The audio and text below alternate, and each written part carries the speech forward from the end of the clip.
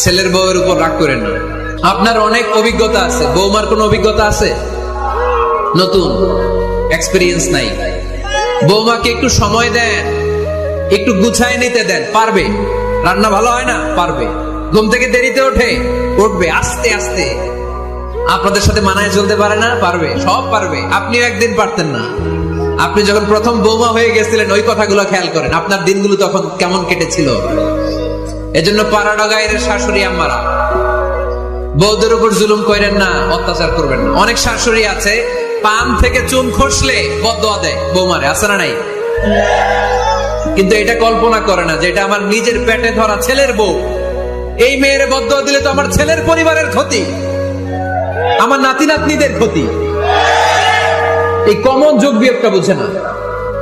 এটা করবেন না, কষ্ট দিবেন না বৌমাকে। খেয়াল রাখবেন, আপনি যদি আপনার বৌমাকে